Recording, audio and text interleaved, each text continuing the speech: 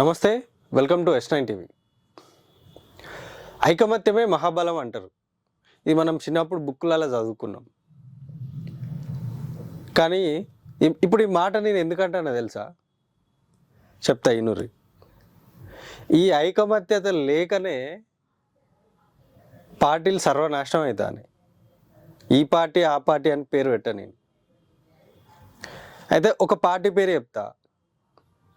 అధికారంలో ఉన్న పార్టీ, అధికార పార్టీలో ఉన్న కొంతమంది అధికారంలో లేని పార్టీల నాయకులకి, ఈ మాజీలు అంటారు కదా, ఈ మాజీలకు ఫోన్లు చేసి ఇక్కడ ఏం జరుగుతుందో పిన్ టు పిన్ ఎక్స్ప్లెయిన్ చేస్తారట. అయితే నువ్వు చూసావా, నువ్వు విన్నావా అని మళ్ళీ కింద కామెంట్లలో నన్ను అడుగుర్రి. కానీ నేను ముందే ఆన్సర్ ఇస్తా. నేను చూడలే, నేను వినలే. నాకున్న సమాచారం బట్టి నేను మీకు ఇన్ఫర్మేషన్ ఇస్తున్నా. ఇవి గాసిప్సే, క్లియర్ కట్గా చెప్తానా, ఇవి గాసిప్సే. నేను వినలే, నేను చూడలే. అయితే ఈ అధికారంలో ఉన్న పార్టీ వాళ్ళు ఈ మాజీలకి ఫోన్లు చేసి ఏమంటారట తెలుసా? అధికారాన్ని అడ్డు పెట్టుకొని వాళ్ళ కుటుంబాలు పెద్ద పెద్ద స్కాములు చేస్తాయి. మేము అధికారంలో ఉన్నాం, మా దాంట్లో కొంతమంది నాయకులు ఈ అధికారాన్ని అడ్డు పెట్టుకొని పెద్ద పెద్ద స్కాములు చేస్తాయి.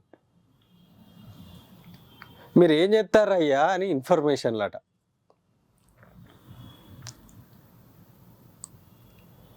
మనము అయితే ఈ పార్టీ బీఆర్ఎస్ పార్టీలో చూసినాం. బీఆర్ఎస్ పార్టీలో కూడా చాలా వరకు పాలిటిక్స్, ఇంటర్నల్ పాలిటిక్స్ చాలా నడిచేటి.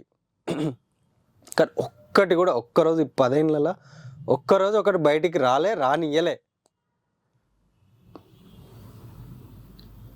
అట్లుండాలి.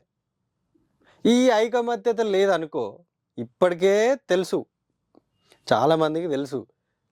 ఏం తెలుసు? వాళ్ళకే క్లారిటీ ఉండదు. ఓ మంత్రి ఇట అంటాడు, ఓ మంత్రి అట అంటాడు. ఇల్లు ఉన్న వాళ్ళంతా మినిస్టర్లు, చీఫ్ మినిస్టర్లే. మినిస్టర్లు కాదు, వీళ్ళు ఉన్న వాళ్ళంతా చీఫ్ మినిస్టర్లే అని బయట ఒక టాక్ అయితే ఉన్నది. వాస్తవానికి మీరే కనుక ఐకమత్యంతో ఉండి ఈ ఇంటర్నల్గా ఏమైనా కలహాలు ఉంటే ఇంటర్నల్గానే ఉంచుకొని ఇంటర్నల్గా సర్ది చెప్పుకుంటే ఇవన్నీ బయటికి రావు కదా. మీ పార్టీ వాళ్ళే పక్క పార్టీ వాళ్ళకి ఫోన్ చేసి చెప్తారట, మా వాళ్ళు నిజంగానే స్కాములు చేస్తారు అని చెప్తారట. వాళ్ళ కొడుకులతో చేపిస్తారు. మొన్న రీసెంట్గానే ఒక మంత్రి కొడుకు సంబంధించిన స్కామ్ చూసినాం, భూదందాలు మనం చూసినాం. పాప సిఐనే మొత్తం లేకుండా చేసిరు ఆడ. ఇది ఒక గొప్ప ఎగ్జాంపుల్ దానికి. ఈ పార్టీ అంటేనే స్కామ్ల పార్టీ అని ముందే ముద్రేసి ఉన్నది. ఇక దాన్ని నిజంగానే అని మీ పార్టీ వాళ్ళే దాన్ని ఫైనల్ చేస్తారు. ఇక